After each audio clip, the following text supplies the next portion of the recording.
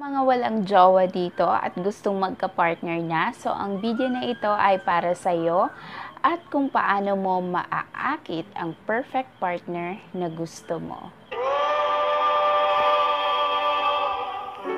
It brings a tear to my eyes. Guys, it's me, Nestle. So, welcome back dito sa ating YouTube channel.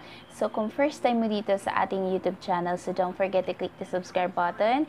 And also, please click the notification bell para ma-notify ka sa mga pampaswerteng videos, pamahiin, at kahit anong mga ritual na videos na gagawin ko.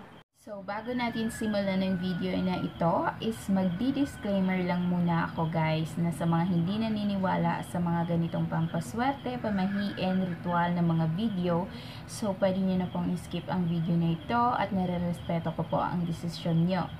So, sa mga naniniwala naman sa mga ganitong pampaswerte, pamahiin, so welcome na welcome kayo dito guys.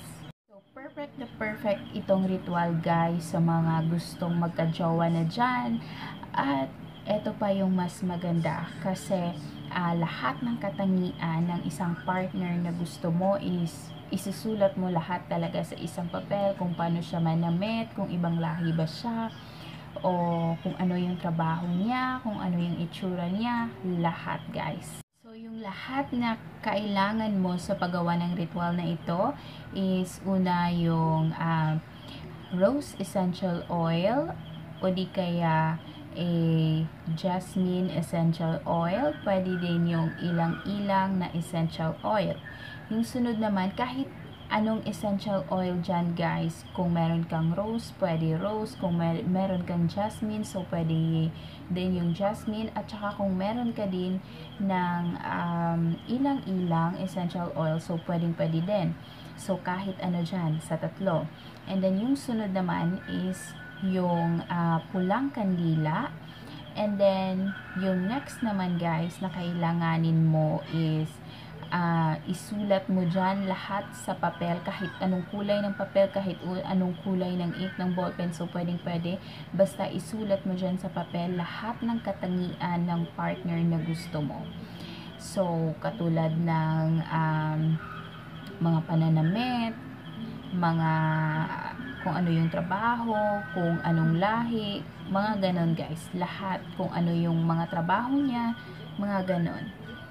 At sunod naman guys is kailangan mo din ng lighter or posporo.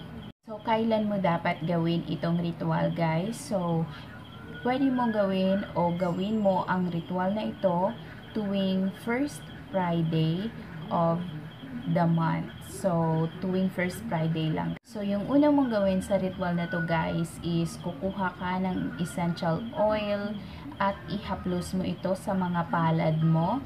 Tapos, ihaplos mo din ito sa pulang kandila.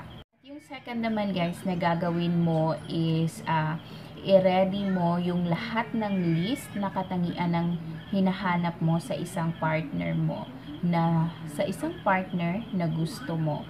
So, kung meron kayo guys na altar is pwede, and then mas maganda yon. So, yung gagawin mo is ilalagay mo yung lahat ng list mo sa altar, and then kung meron kang candle holder, so ilagay mo yung kandila sa candle holder. Pero kung wala kang candle holder, so pwede ka din gumamit ng kristal na baso. So, ilalagay mo yung pulang kandila sa kristal na baso, tapos ipatong mo ito sa papel na sinulatan mo ng lahat ng katangian na gusto mo sa isang partner mo. So, yun guys, at saka para iwas sunog na din. At sunod naman guys is sindihan mo yung kandila.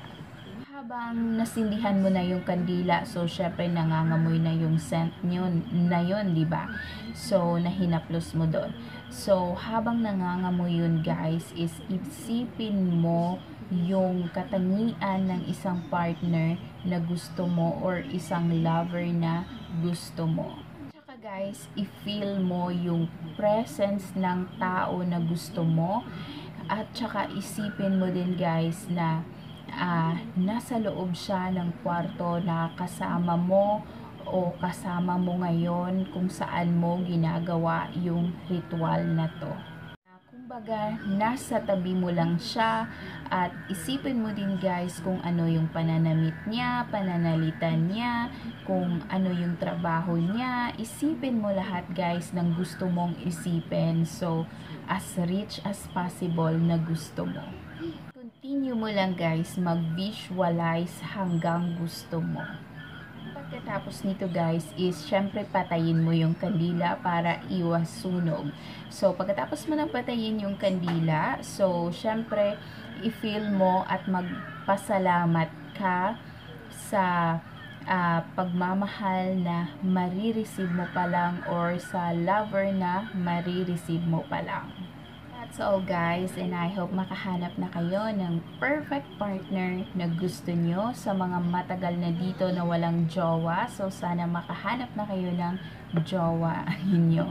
So thank you so much guys for watching this video, and I hope to see you all again on the next video. Bye!